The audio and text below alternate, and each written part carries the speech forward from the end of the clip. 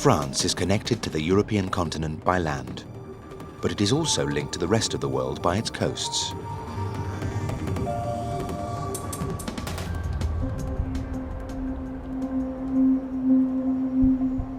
It is now 7:15 a.m., low tide on the coast of Brittany. This part of the coast has the most extreme tides in Europe. Breton sailors are used to this, but ocean-going captains passing by are less so, and when conditions are stormy, they can get caught out. Between 1976 and 1980, this coastline suffered 4 oil spills, so the hundreds of ships which pass the French coast every day are under close surveillance, 24/7.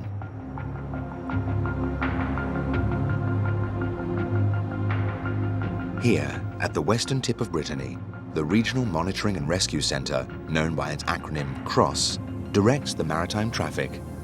The English Channel has the busiest container ship traffic in the world. There's a constant flow in both directions, on what's referred to as the rails between the huge ports of Northern Europe. A new team has just started its shift. Not a single ship can escape their vigilance. To alert the ships to changing weather and tides, and to check the seaworthiness of vessels. The radio code name is Wissant Traffic. The men at Cross Corson are connected to an international network of data relayed by beacons spread throughout the world's oceans. They are thus constantly updated regarding the identity of any ship, know what it's transporting, and can track its course. In this maritime corridor of the English Channel, rescue teams are on permanent standby. Several launches ply the coastal waters, ready to react to any emergency. Christophe Sonfro, Cross Assistant Director, is often on board one of them. Depuis les années 60-70, l'Europe a décidé d'importer une grande partie de ses matières premières, de ses produits manufacturés de la ville du Sud-Est. Donc elle a vu exploser le trafic dans ce secteur-là. C'est à la suite de cette explosion qu'on a mis en place ces règles d'organisation, les DST, les dispositifs de séparation de trafic, ce qu'on appelle les rails. This is the Wissant Rail. 30 years ago, in order to direct the international traffic and keep it away from the coast, the ships were separated into 2 corridors, one going one way, the other in the opposite direction. Ships, monitored by satellite, must obey this rule. If their trajectory looks suspicious, they're quickly called to order.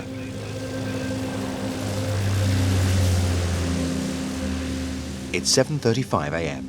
French Customs have requested a mission by their plane based at Lorient. Customs play an active part in directing maritime traffic. The plane checks up to 220 ships a day. A bird's-eye view is extremely effective. Flying over international waters, it's possible to spot pollution in the wake of unscrupulous ships. Such surveillance methods have reduced the illegal emptying of fuel tanks in the Atlantic tenfold. An important ecological victory.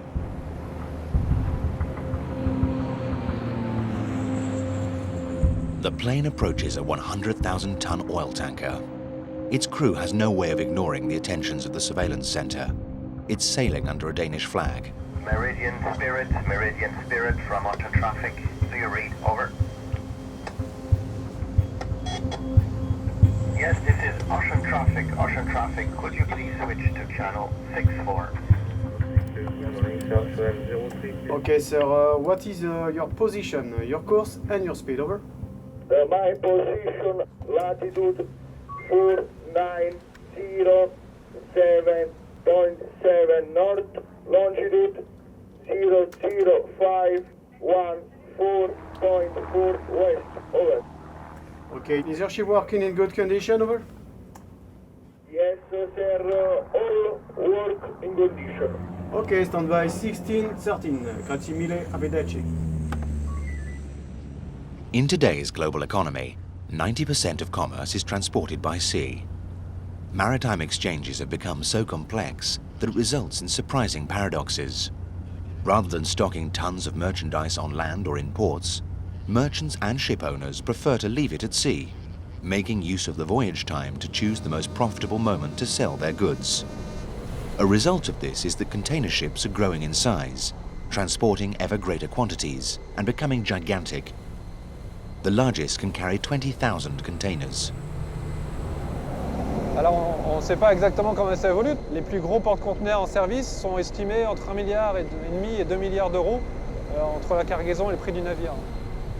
The size of these monsters of the sea and the enormous sums tied up in them complicate the job of those keeping watch over the ocean. On a une centaine de navires en avarie tous les ans, dont à peu près une dizaine va nécessiter une prise en charge, un remorquage ou un suivi assez particulier. With such excessively sized vessels, the least bit of damage can lead to a catastrophe. Caught in storms, ships have lost hundreds of containers in the sea. The ships can lose all control. Rescue operations can be not only complex, but also dangerous. Port Salès du Cross-Corsen sur 67. If a huge oil tanker is in trouble, a launch can do nothing to help. What is needed then is an all-weather tug. Sometimes this alone is not enough, and the Navy has to intervene.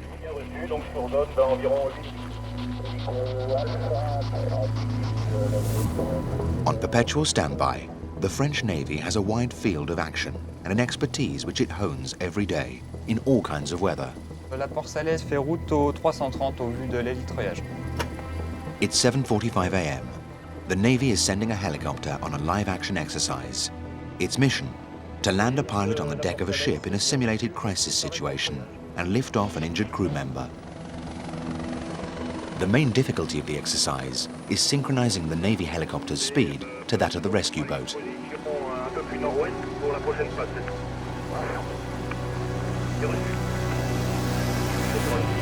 The combined effect of the wind and the swell make it a delicate maneuver. If there really was an injured or unconscious man on this ship, he could be airlifted to land in under 8 minutes.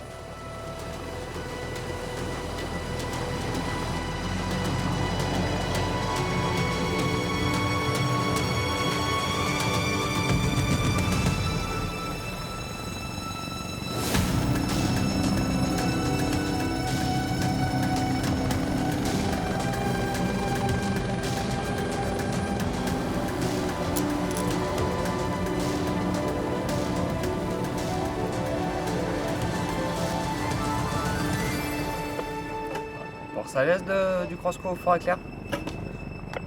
Port Salès, donc terminé pour nous pour l'exercice. On remet le cap sur Port Salès. Ouais, tout bien reçu, le cap sur Port Salès, à tout à l'heure pour l'arrivée au port, merci. Over the last 30 years, there have been 20,000 interventions at sea. That's a lot of lives saved and oil slicks avoided.